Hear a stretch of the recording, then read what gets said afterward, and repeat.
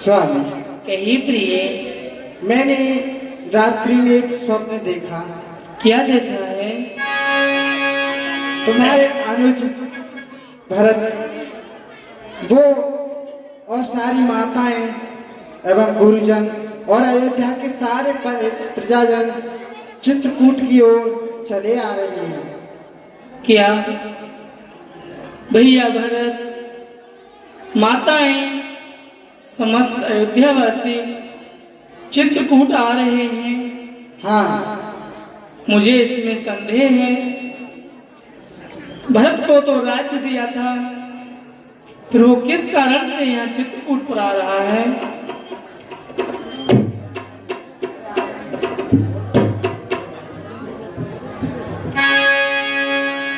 लखनी सपने ये निकला हो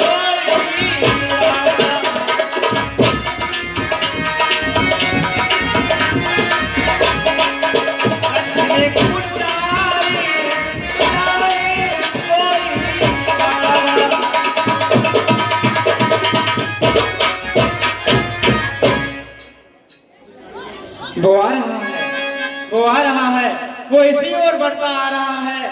ये धूल से छाए हुए बादल वो इसी ओर बढ़ता हुआ आ रहा है। लक्ष्मण, किसकी बात कर रहे हो? कौन आ रहा है? वही आपका चहेता भरत, अकेले नहीं, चतुरंगिनी सेना के साथ, दल बल के साथ आ रहा है। मुझे अभी अभी कोल भीलों ने सूचना दी है। उन्होंने वृक्ष पर चढ़कर देखा, भरत दल बल के साथ आ रहा है। भैया, मैं अब सहन नहीं कर सकता, बहुत हो गया। हमने राजपाट दे दिया, हम वन को आ गए। हे भाई, शीघ्र आज्ञा दो, भाई को समझा दूंगा मैं। अन्याय न्याय पर चढ़ता है, यह कैसे होने दूंगा मैं। वैसे ही हृदय जल रहा है मछली माँ की करतूतों से। और दुख है क्या राज छूटने का, पूछे कोई रजपूतों से।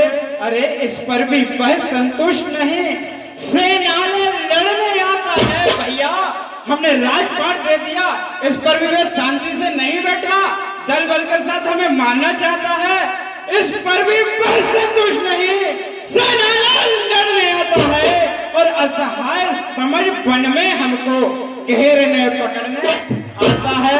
अरे यह नहीं जानता है कायर, कुछ जीवन है निर्धन में भी। यदि घर में एक बड़ा होता तो बड़ा एक ही घर में भी। हे नाथ, रोकते रहे सदा, पर आज रोकना नहीं मुझे। सौगंध इन्हीं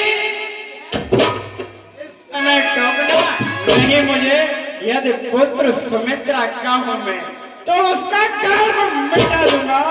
श्री राम दोहाई पृथ्वी पर क्षण भर में उसे सुला दूंगा। अरे पृथ्वी हो चाहे खंड खंड, विंध्याचल हो जाए, तूफान समुंदर से उठकर अंबर से चाहे टकराए, ब्रह्मा भी आकर मदद करे तो ब्रह्मा ही की साक्षी है। रण में उसको संहारूंगा जो रघुराई का बैरी है। भैया, आज्ञा दो मुझे। हे लक्ष्मण जी, आपकी वीरता सराहनीय है, लेकिन बिना विचारे जो करे सो पाछे पछताए। किसी भी कार्य को करने से पहले थोड़ा सोचना चाहिए। भैया, कहिए भैया। अभी तुमने ये आकाशवाणी सुनी लक्ष्मण? हाँ, पहले तो भरत गिर गया है, ये नहीं समझ में आता है। उस जैसा तो सुशील भाई सब जगह न पाया जाता है। फिर यह भी माना बदल गया, चाहता निभाना मेल नहीं, तो उससे उसकी सेना से जय पाना कोई खेल नहीं। तुम इकले एक धनुष तुम पर कैसे सन्मुख बढ़ सकते हो इतनी दल वाले राजा से, कैसे रण में लड़ सकते हो। भैया भरत हमारे राजा हैं, हम उनकी प्रजा हैं। राजा को प्रजा का दंड देने का विधान है, परंतु मेरे प्यारे भरत को कभी राजमद नहीं हो सकता।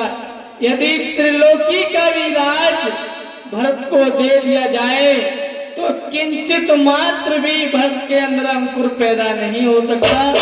मैं भरत को भली भांति जानता हूँ कि भरत कैसा है। अभी तुमने जो प्रतिज्ञा की कि मैं भरत को मार सकता हूँ, मुझे इसमें तनिक भी संदेह नहीं है लक्ष्मण, तुम भरत को अवश्य मार सकते हो। जब तुम्हें ये पता चलेगा कि भरत निर्दोष है तो क्या तुम उसे जीवन दान दे सकते हो लक्ष्मण?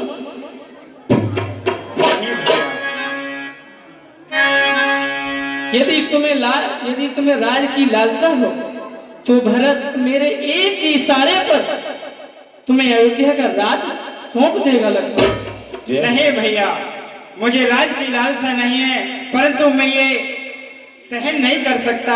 भरत अधर्म के रास्ते पर है। जब तलक भरत था धर्मवान तब तक हम गवा न सकते थे, और आप कह रहे हो भैया मैं क्या 100 लक्ष्मण भी लड़ने में हरा न सकते थे। पर आज अधर्म है वही, दल भी उसका अधर्म का है, इसलिए धर्म का एक बाण उन सब का बनकर सकता है। ये बाण शत्रुओं का संहार बाण हो जाएगा। यह आज दास का सेवा में बलिदान प्राण हो जाएगा। भैया मैं आपका आयत नहीं होने दूंगा, मुझसे सहन नहीं होता। वो सेना लेकर आ रहा है। लक्ष्मण, ये तुम कैसे कह सकते हो कि भरत अधर्मी है? भरत महात्मा है। आज इस धरती पर भरत के समान कोई दूसरा वीर पुरुष नहीं है। मैं जानता हूँ भली भांति भरत को। भरत कभी ऐसा नहीं कर सकता, वो कभी कुमारक पर नहीं जा सकता। मैं बचपन से जानता हूँ उसको कि वो कैसा है। यदि वो आ भी रहा है तो उसे आने दो, तुम चिंता मत करो किसी बात।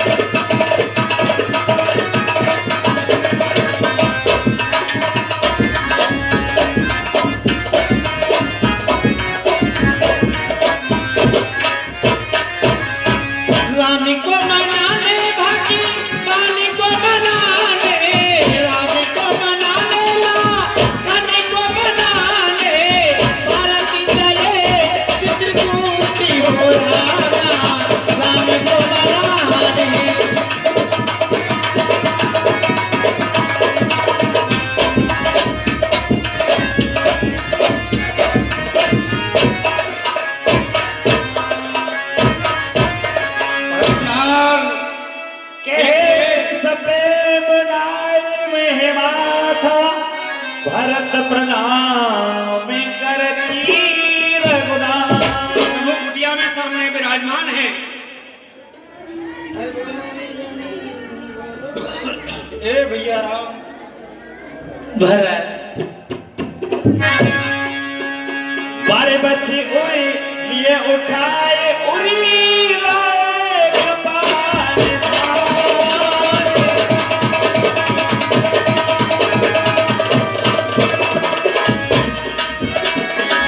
भरत राम की मिलाने लगी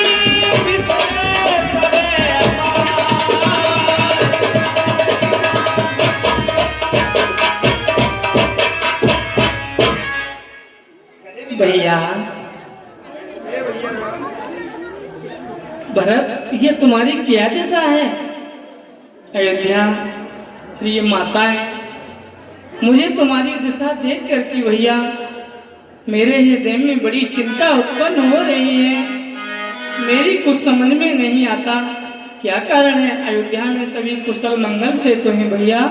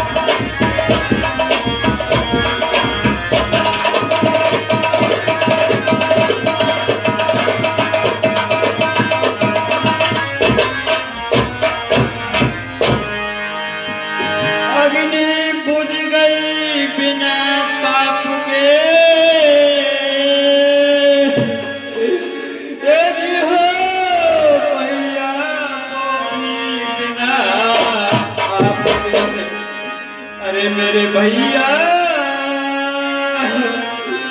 तो भी भैया बिना कह गए बिना बाप के।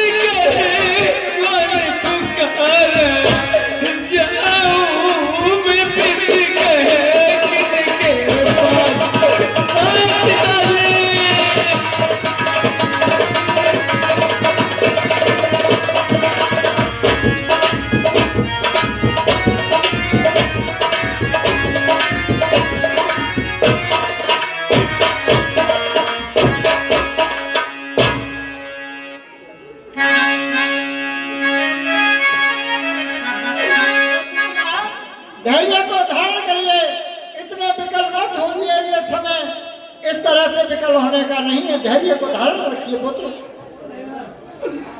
गुरुदेव, आप ही बताइए कि आज मैं अनाथ हो गया, मैं अपने मन के लिए कैसे समझाऊं? मुझे नहीं पता था कि मेरे बनाते मेरे पूज्य पिताश्री स्वर्ग धाम को पधार जाएंगे। इसमें संकोच करने की कोई बात नहीं है, ये तो आवागमन दुनिया का लगा हुआ है, जो आया है उसे जाना ही है। हाँ, ये 50 रुपया चोर सिंह यादव समा तुम्हें तो इसमें संकोच करने की बात ही नहीं है, चारों तरफ उनकी कीर्ति का आयस बना हुआ है, धैर्य को धारण करिए। गुरुदेव, मेरे पिताजी के जैसा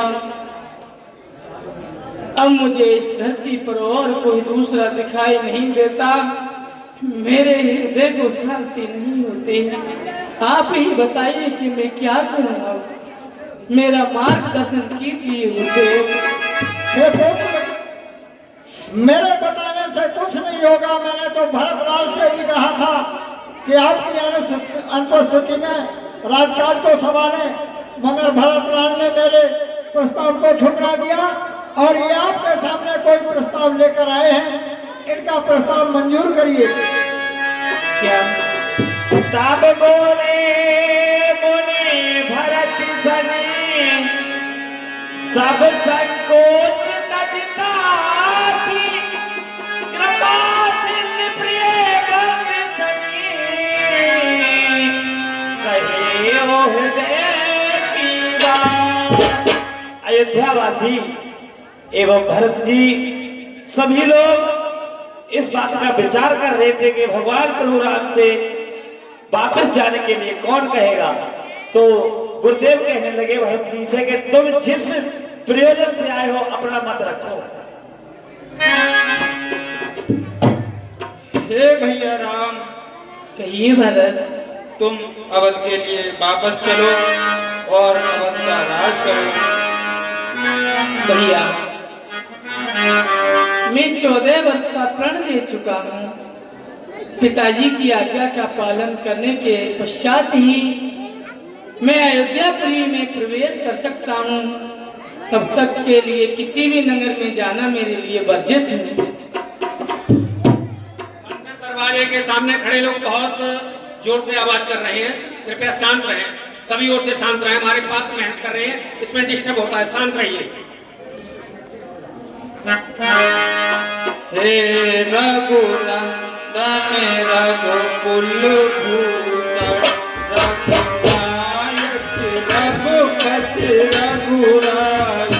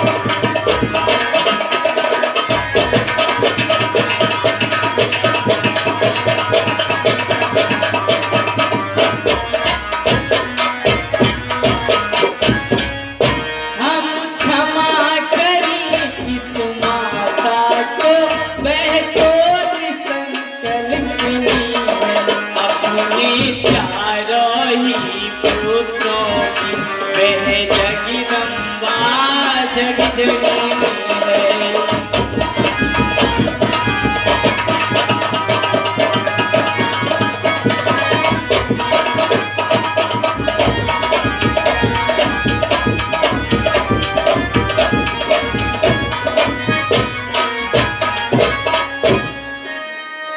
अब उनका जन्म सुधरने का साधन यदि कुछ हो सकता है तो यही श्री करुणानिधि का करुणा जल मन धुल सकता है।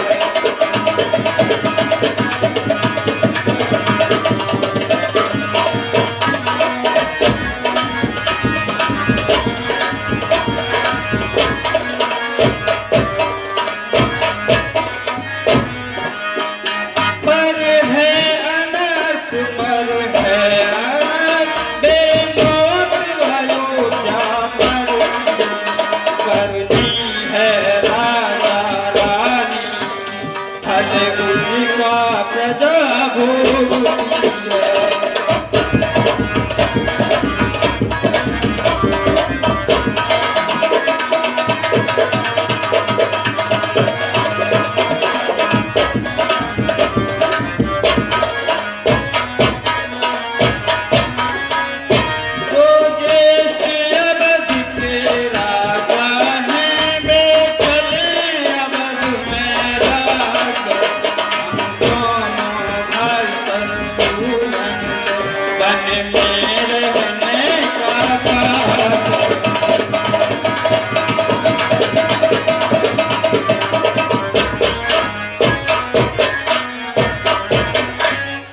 जैसे भी हो लौटिए अवध है इतनी ढेर भिखारी ठाकुर जी के मंदिर तक होती है और पुजारी।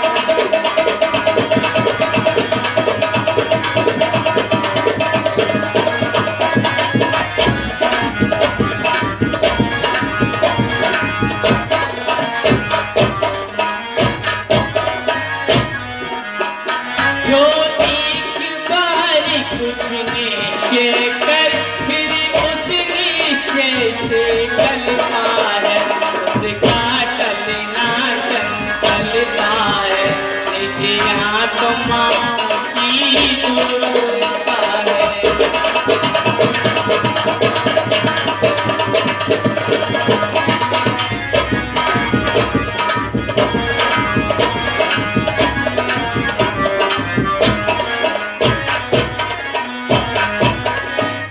वनवास हमारे लिए एक अच्छे पद पर पहुंचाता है, राज लोचे उसके आगे ये मार्ग बड़ा सुखदाता है।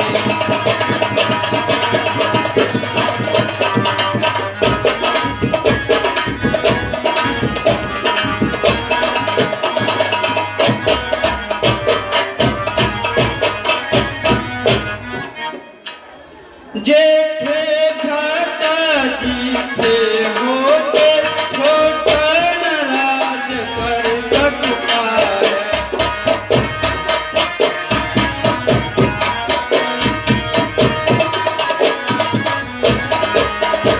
जेठे भ्राता जी थे होते छोटा नाराज कर सकता है।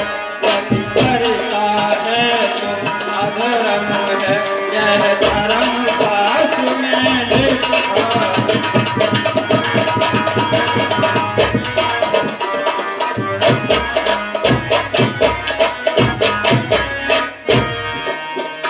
जब बात धर्म अधर्म की हो तो कर्मशील क्या कर्म एक भाई आज्ञा देते हो ये भाई भर तेरा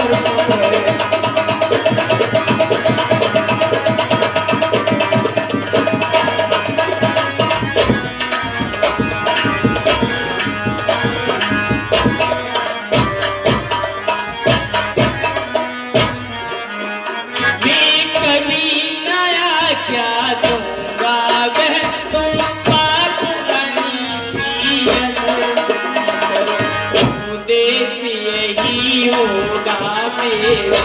सत्कर्म करो, सत्कर्म करो।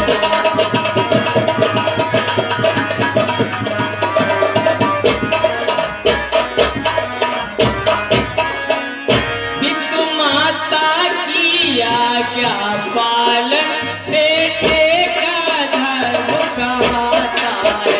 यदि ये आज्ञा टाली जाए फिर भी अधर्मी ही कहता है।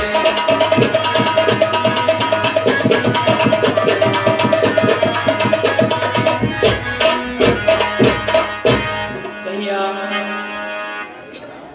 देखो, ये भैया तुम्हें पिताजी ने अयोध्या का राज्य दे दिया है, मुझे 14 वर्ष का वनवास दिया है, तो हमारा एक ही कर्तव्य है कि हम चारों भाई पिताजी की अनुकूल और उनके अनुकरण के मार्ग पर चले। यही हमारा धर्म है। मैं ये आज्ञा तो तुम्हें कभी नहीं दूंगा कि तुम अधर्म करो, क्योंकि हम रघुवंशी वीर हैं, हम सत्य पर चलते हैं। यदि सत्य के कारण यदि रघुवंशी पर उसके प्राणों की भी आंच आ जाए तो रघुवंशी वीर अपने प्राणों को भी न्यौछावर कर देते हैं भैया। इसलिए भरत तुमने मुझे विवश कर दिया है। यदि मैं तुम्हारे साथ चलता हूँ तो पिताजी का वचन असत्य होता है, और पिताजी का वचन यदि असत्य हो गया तो मैं उन्हें अपना मुंह कैसे दिखलाऊंगा भैया। हे भैया राम, मैं केकई तुमसे हाथ जोड़कर माफी मांगती हूँ और मैं अपने वचन भी वापस लेती हूँ। तुम स्वयं अयोध्या के लिए चलो। मैया, हे मेरी जगजननी, भला माता से भी क्या कोई अपराध हो सकता है? माता तो माता होती है, माता तो साक्षात जगत जननी जगदम्बा चतुर्भुज रूप धारिणी होती है। आपसे भला क्या अपराध हो सकता है? आप तो साक्षात जगदम्बा के स्वरूप हो मेरी जननी। आप ऐसा मत कहिए, आपसे भला कोई अपराध कैसे हो सकता है?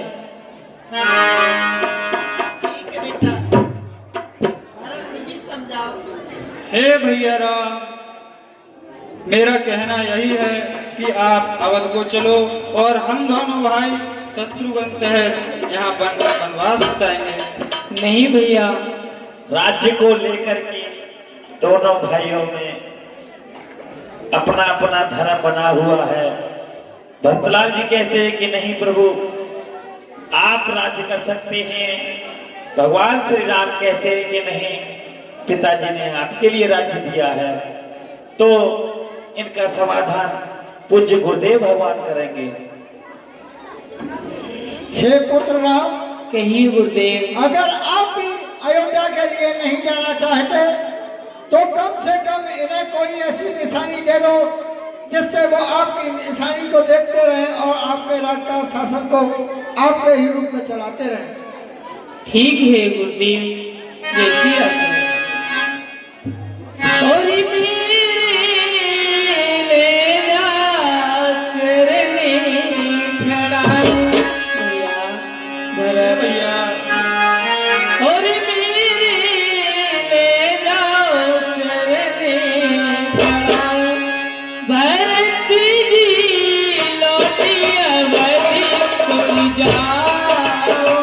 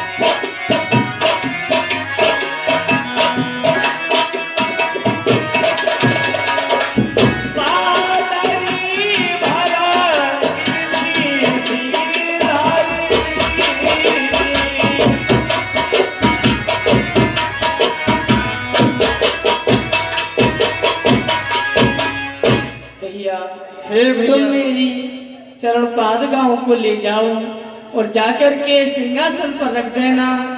तुम अपने मन में ये जान लेना कि मेरे भैया अयोध्या में विराजमान हैं। और हे भैया, तुम जो जल लेकर के आए हो, यहाँ की अत्रि मुनि बड़े ही सिद्ध महापुरुष हैं, उनके पास जाओ और वो जो कहें उस आज्ञा को पालन करो। ठीक है भैया।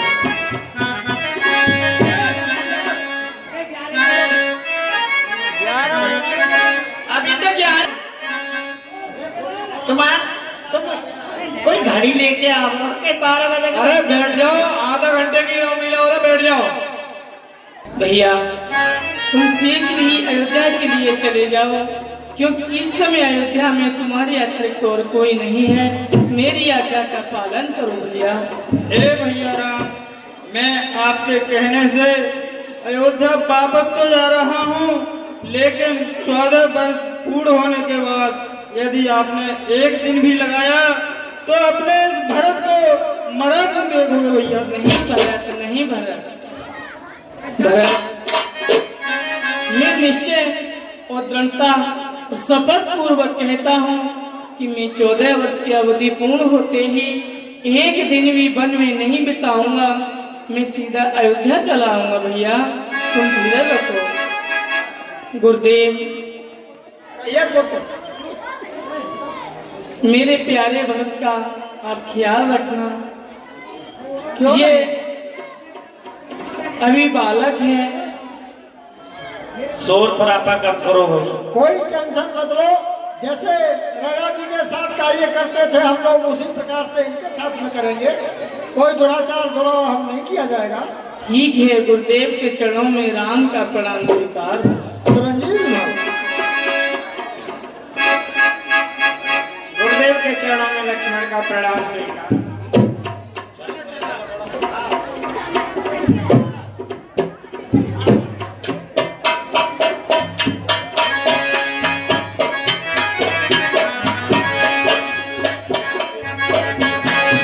और प्रभु तेरी भक्ति का सुख है निराला, अमृति भी मैं कोई करवाला।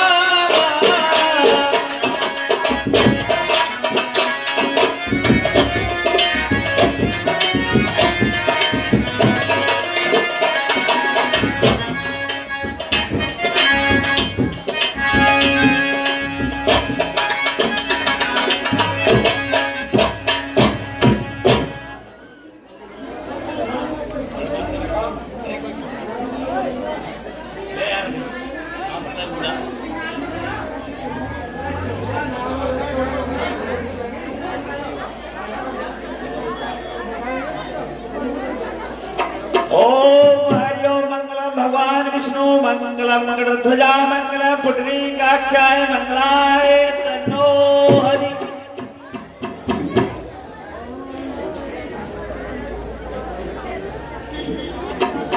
तो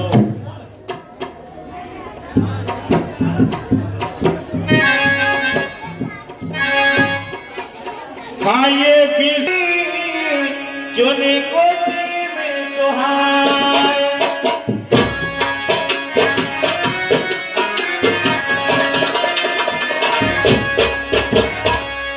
निजी गरीबू सने राम बनाए।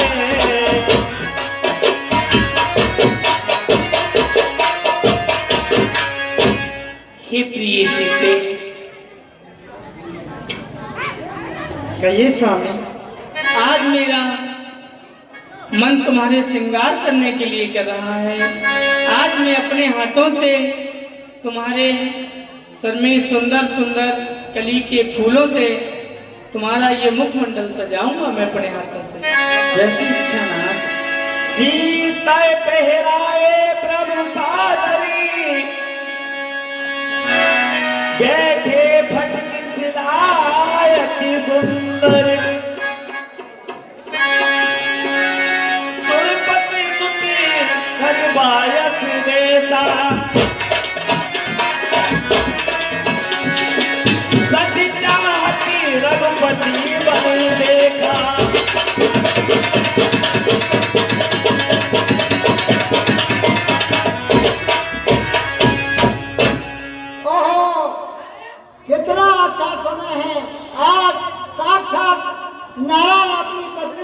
श्रृंगार कर रहे हैं।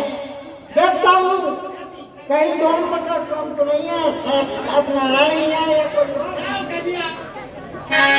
सीता चरनी चोच हरिभारा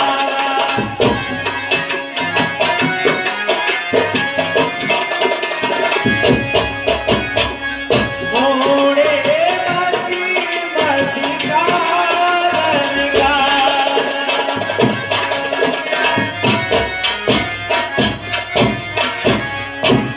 स्वामी यही प्रिय, देखिए इस कौए ने मेरे पैर में चोंच मार दी और देखो कितना रक्त बह रहा है।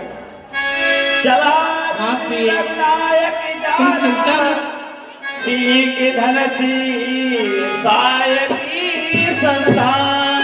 तुम चिंता मत करो, मैं इसके दंड का भी फल देता हूँ।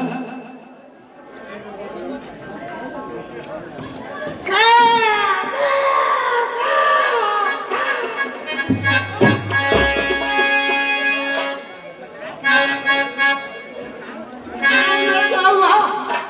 सारा शरीर जला जा रहा है, अब मैं क्या करूं? ठीक, मुझे ब्रह्मा जी के पास चलना चाहिए। धरे निज रूप गयो पिंडी पाही लाने दुखी सखा कोई नाही।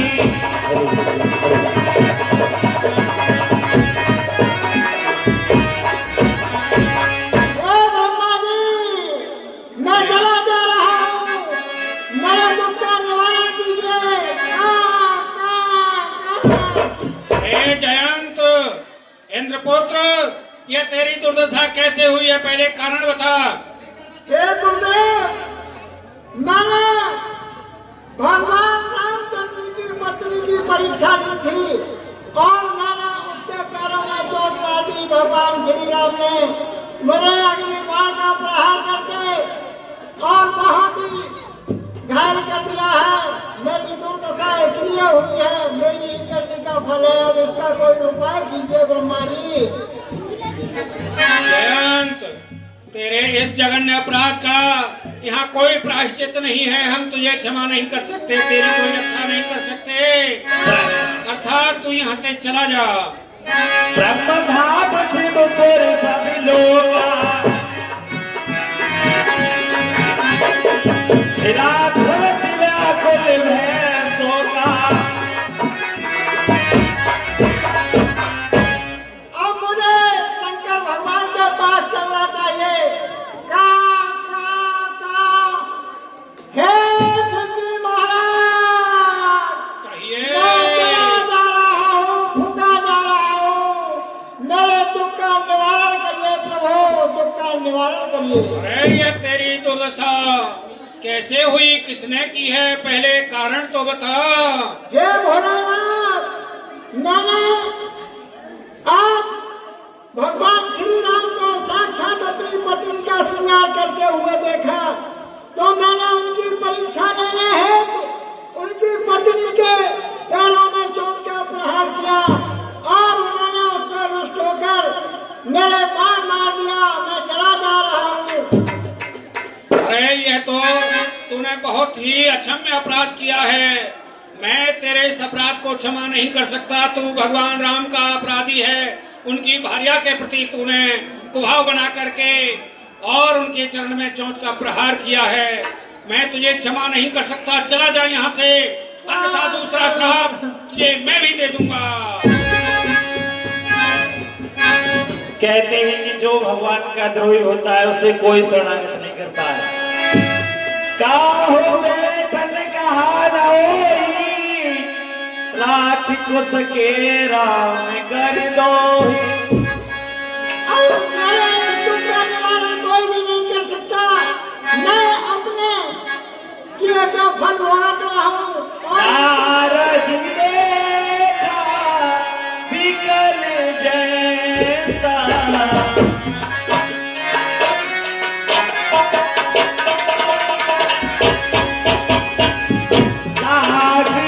दया को परिचित संता।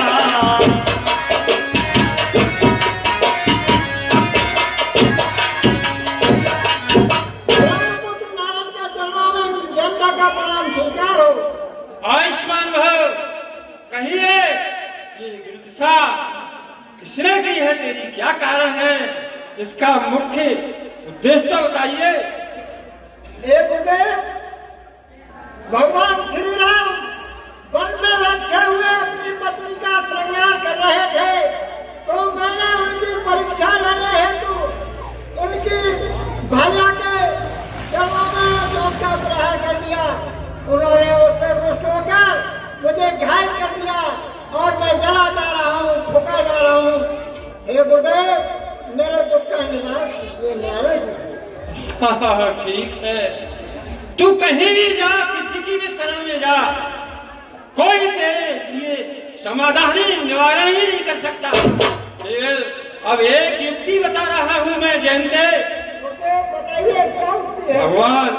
भगवान विष्णु जो कि संसार के हित को रखाने वाले हैं, वो तेरी रक्षा में सक्षम सहयोग देंगे। जो जगत के आधार है भगवान विष्णु, उनकी शरण में चला जा, बस तेरा कल्याण हो जाएगा।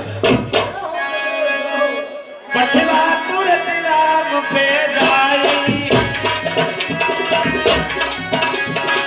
कहे ते पुकारे प्ररति पाई।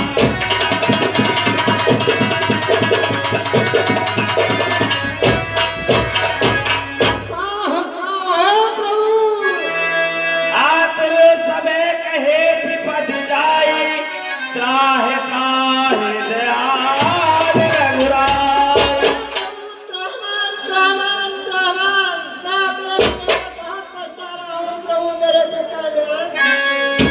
अतुलित बल अतुलित प्रभुताई, मैं मति मंद जान नहीं पाई। हे इंद्र के पुत्र, तूने मेरी भार्या के चरणों में छल से चोंच मारकर उनके रक्त को निकाला है। मैं तुम्हें दंड तो अवश्य दूंगा, मैं तुम्हारे एक नेत्र को छोड़ देता हूँ। अतियारती बानी,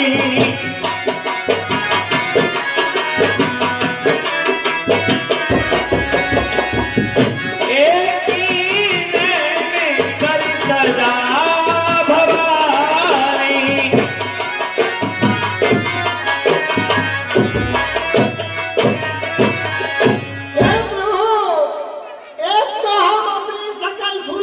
बहुत अच्छे थे। हे प्रभु, जिसके घर जाकर बोली भी हम बोल देते थे, वो भी हमें गाली देता था। और आज प्रभु आपने एक हमारी आंख भी फोड़ दी। हे प्रभु, हमारी इज्जत, हमारा सम्मान कौन करेगा? प्रभु, हम तो बेकार हैं, शकल के भी अच्छे नहीं, भाषा भी अच्छी नहीं, अब हम कहने भी हो। हे जयंत, तुम्हें मेरी कृपा से एक ही आंख से दोनों आंखों के बराबर दिखाई देगा। अब जाइए।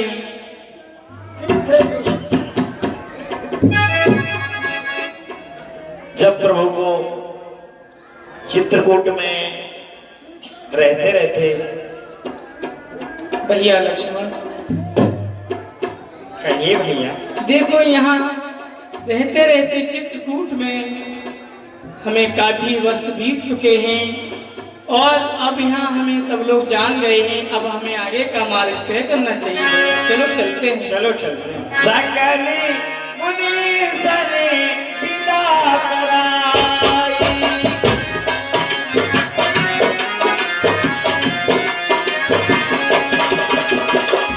सीता कहती चले दो भाई।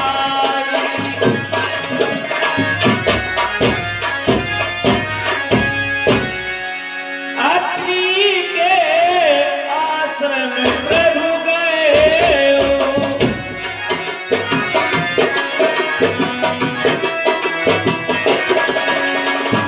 सोनती मां मुनि हरे सिद्धि भये।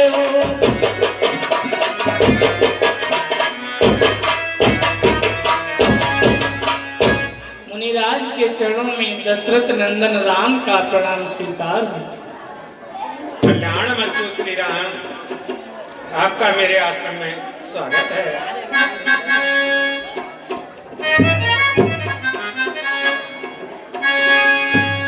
करी पूजा के बचन सुहाए, दिए मूल फल प्रभु मन भाए। माता के चरणों में राम का प्रणाम स्वीकार हुआ। अनुसुईया के पद गई सीता, मिली बहोर सुशील विनीता। माता के चरणों में सीता का प्रणाम। सदा सुहागवती रहो। ऋष पत्नी बन सुखी अधिकारी, आशीष देवी निकटी बैठा। मुनिराज के एवं माता के चरणों में लक्ष्मण का प्रणाम स्वीकार। चिरंजीवी भव प्रिय लक्ष्मण, कल्याणमस्तु। देवी अनसुईया जी, हे प्राणनाथ, तुम राम के लिए जाकर कुछ शिक्षा दीजिए और मैं सीता के लिए कुछ नारी धर्म सिखलाती हूँ। अवश्य। ठीक है, मैं राम के साथ कुछ सत्संग की चर्चा करता हूँ। आप सीता को धर्म का परिचय दीजिए।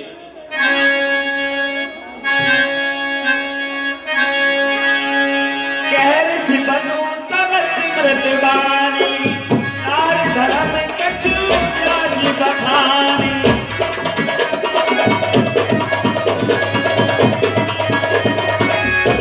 देखिए माताएं कितनी होशियार है। जब स्त्री धर्म की बात चलने लगी तो इतनी जल्दी उथल पुथल कर दी, इसका कोई जवाब नहीं। थोड़ी देर के लिए बैठिए, केवल 10 मिनट का संवाद है, उसके बाद चले जाना। माति पिता प्राकारिकारी, मिति प्रति सबे सुनिराजी कुमारी। हे बेटी सीता, मैं कुछ तुम्हें नारी धर्म बताती हूँ, उसको ध्यान पूर्वक सुनो। धीरज धर्म मित्र और नारी, आपत्ति काल पर कियो जारी।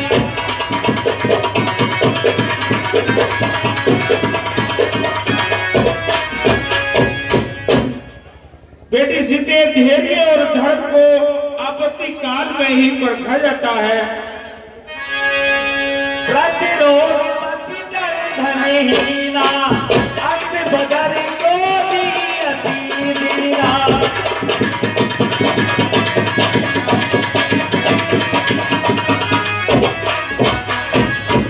अपना पति रोग हो, जड़हीन हो, वृद्ध हो, कैसा भी हो, अपने पति का सम्मान करना चाहिए। ऐसे पति कर किए अपमाना, तारे पाप जब मोरे दुखनाना।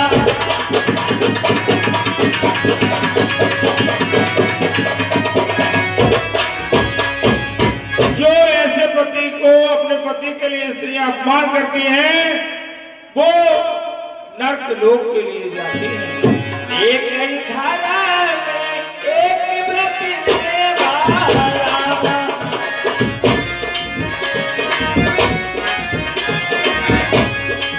गाए बचे मन पति प्रति सेवा रामा।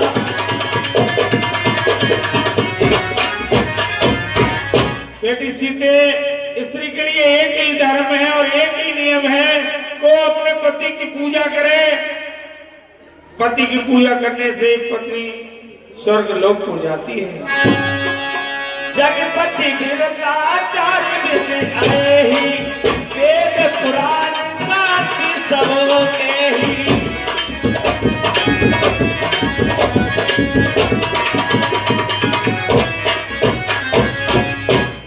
जग में पतिव्रता स्त्री 4 प्रकार की होती हैं, जो वेद पुराणों ने कहा है, मैं तुम्हें समझाती हूँ। उत्तम के अति बचन बने माही, सब आगे पुरखी जगराही।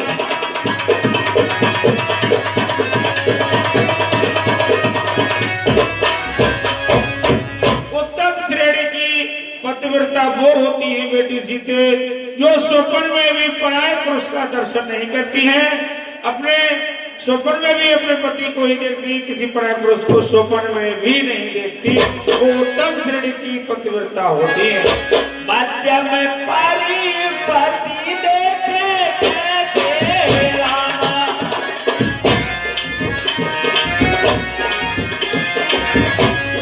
भ्राता पिता पुत्र निज जैते रामा।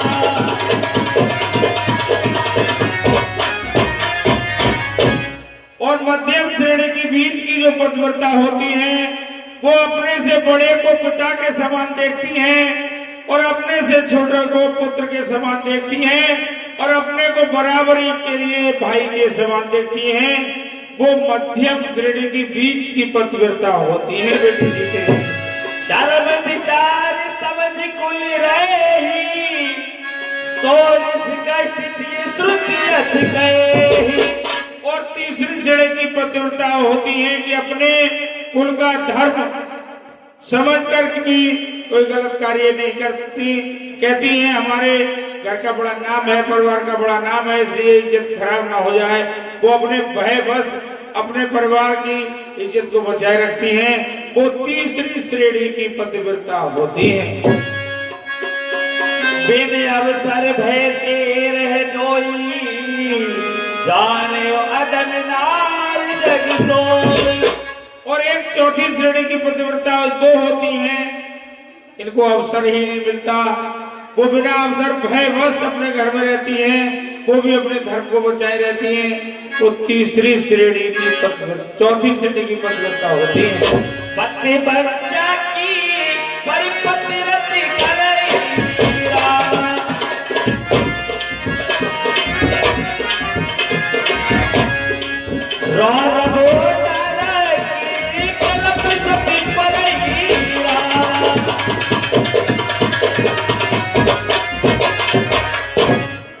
और जो अपने पति को छोड़ करके दूसरे के पति के साथ रत करती हैं, वो रौरव नरक नरक नरकांत कल्पांतर नरक में पड़ी रहती हैं।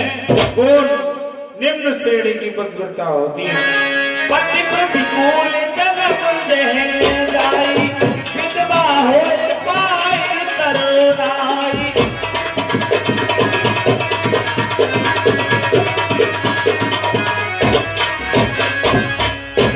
ऐसी स्त्री जो गलत कार्य करती हैं, वो जवानी में ही विधवा हो जाती हैं और उन्हें नरक भोगना पड़ता है। सुन सीता तब नाम, सुन नारे पतिव्रत करही, के प्राण प्रिय राम, कहे कथा संसार हित। और हे बेटी सीते, तुम में तो सभी प्रकार के गुण हैं। तुमने तो ये कथा तो मैंने संसार हित के लिए कही है। तुम में तो सभी गुण उत्पन्न हैं, तुम में तो कोई कमी है ही नहीं।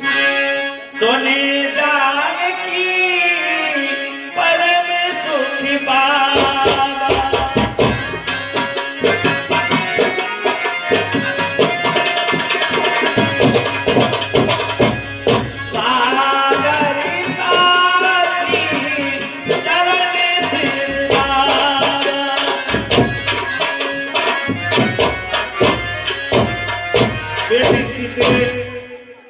कुटिया में चलो, मैं तुम्हें दिव्य वसन भूषण पहरा देती हूँ, जो कभी उन्हें धोने की आवश्यकता नहीं है।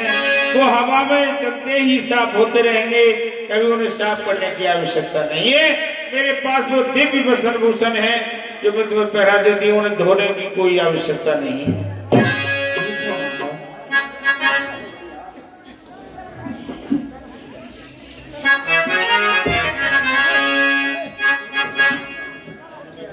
देवी अनुसुईया जी, आपने बहुत सुंदर पत्नी धर्म की चर्चा सीता से की है, हमें बहुत अच्छा लगा। संसार की स्त्रियों को इससे बहुत अच्छी शिक्षा मिलनी चाहिए। हे मुराद, अब मेरा प्रणाम स्वीकार करें, मेरा मार्गदर्शन करें, मैं आगे के लिए प्रस्थान करता हूँ।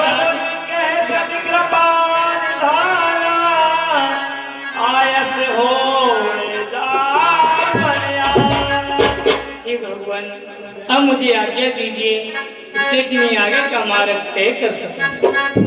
मुनि पद कमल लाए कर सीसा चले बने सुनरी मुनीसा। मुनिराज के चरणों में राम का प्रणाम स्वीकार हो। कल्याण मस्तु श्री राम, आपका मनोरथ पूर्ण हो। मुनिराज के चरणों में सीता का प्रणाम स्वीकार। सौभाग्यवती भव पुत्री सीता। मुनिराज के चरणों में लक्ष्मण का प्रणाम स्वीकार हो। दीर्घ आयु भव प्रिय लक्ष्मण।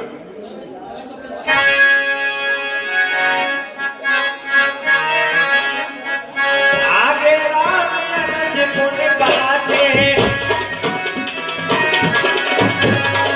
मुनि मन बेटी बने अति गाछे।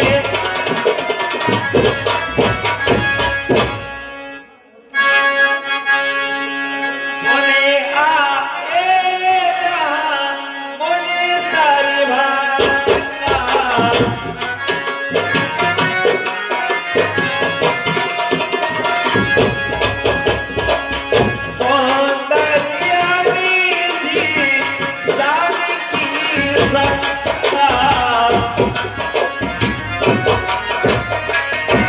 राज के चरणों में राम का प्रणाम स्वीकार हो। आयुष्मान भव। मुनिराज के चरणों में सीता का प्रणाम स्वीकार।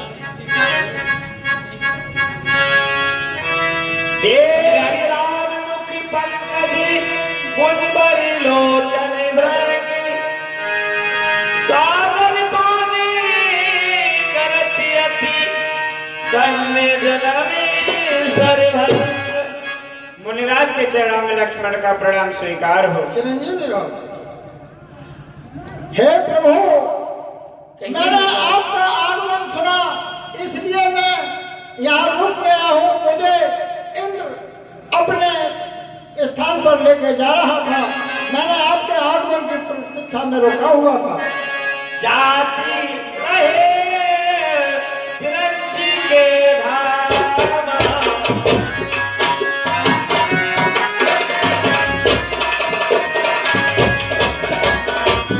सोने हो रमणी बनी ए आया।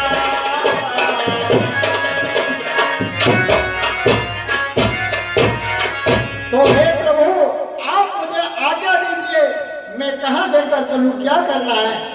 हे मुनिराज, तुम मेरे बैकुंठ धाम के लिए पधारो।